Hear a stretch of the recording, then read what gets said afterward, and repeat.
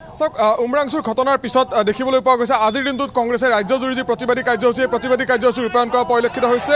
নলবাৰীত সত্যৰ সন্ধানত শীৰ্ষক যি কাৰ্যসূচী কংগ্ৰেছৰ সেই কাৰ্যসূচী গ্ৰহণ কৰিছে কয়লা চিণ্ডিকেটৰ চৰ্দাৰ কোন আৰু সেই শীৰ্ষক তেওঁলোকৰ যি শ্লোগান বা বেনাৰ পোষ্টাৰ আঁৰি ইয়াত অৱস্থান ধৰ্মঘটৰ যি কাৰ্যসূচী সেই কাৰ্যসূচী ৰূপায়ণ কৰিছে।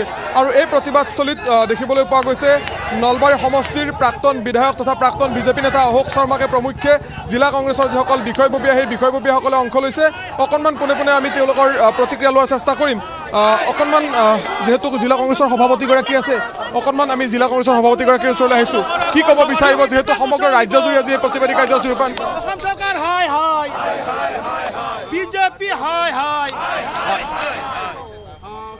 আজি আজি আজি গোটেই অসমতে আজি কংগ্ৰেছ দলৰ নেতৃত্বত আজি প্ৰতিবাদী কাৰ্যসূচী চলিছে। আজি উমৰাংচুৰ যি ঘটনা এই ঘটনা অতি দুখজনক ঘটনা। ইতিমধ্যে বহুকেইজন শ্ৰমিক এজন জীৱনতে উদ্ধাৰ হোৱা শ্ৰমিকে কৈছিল যে তাত বহুত শ্ৰমিক আবদ্ধ হৈ আছে।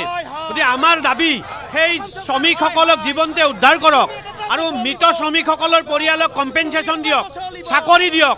আৰু চিণ্ডিকেট ৰাজ অসমত চলা বুলি অসমৰ আমাৰ কংগ্ৰেছ নেতৃত্ব ভূপেন বৰা, দেৱব্ৰত শইকীয়া, গৌৰৱ গগৈসকলে সদায় কয়, কিন্তু অসমৰ অহংকাৰী মুখ্যমন্ত্ৰীজনে কয় যে অসমত চিণ্ডিকেট ৰাজ নাই। কিন্তু উমৰাংচু ঘটনাৰ পিছত যেতিয়া মুখ্যমন্ত্ৰীয়ে নিজে ক'লে এই কয়লা খনন কাৰ্য অবৈধ, তাৰপিছত অসমৰ মুখ্যমন্ত্ৰীজনক আমি ক'ব খোজোঁ এই কয়লা খনন কাৰ্যসূচীৰ লগত অসমৰ মাননীয় মুখ্যমন্ত্ৰীৰ পৰিয়ালৰ মানুহৰ লগতে গাৰ্লোচা আৰু তুলিৰাম ৰহংসকলো জড়িত। আজি গাৰ্লোচাৰ ওপৰত উপযুক্ত ব্যৱস্থা গ্ৰহণ কৰক আৰু এই গোটেই ঘটনাৰ আজি CBI তদন্ত দিবৰ বাবে আজি কংগ্ৰেছ দলে দাবী জনাইছোঁ। আৰু যেতিয়ালৈকে এই দুখীয়া শ্ৰমিকসকলে ন্যায়প্ৰাপ্তি নাপাব আৰু যেতিয়ালৈকে চিণ্ডিকেট ৰাজ বন্ধ নহ'ব তেতিয়ালৈকে কংগ্ৰেছ দলে এই যুদ্ধখন যুঁজিছে আৰু যুঁজি থাকিব। দেখিবলৈ পোৱা গৈছে যি নলবাৰী সুধাকণ্ঠ ডক্টৰ ভূপেন হাজৰিকা শিশু উদ্যান আৰু নলবাৰী জিলা পুথিভঁৰাল যি প্ৰাংগণ সেই প্ৰাংগণৰ বাহিৰভাগত এই ধৰণে কংগ্ৰেছে যি প্ৰতিবাদী কাৰ্যসূচী ৰূপায়ণ কৰিছে।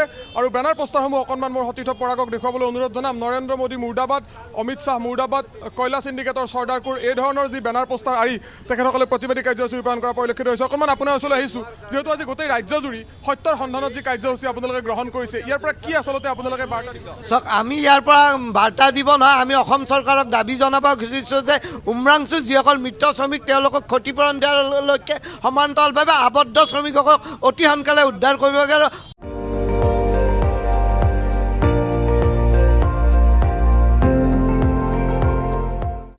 আপুনি চাই আছে ND24 সৰ্বশ্ৰেষ্ঠ নহয় সৰ্বোত্তমৰ দৌৰত।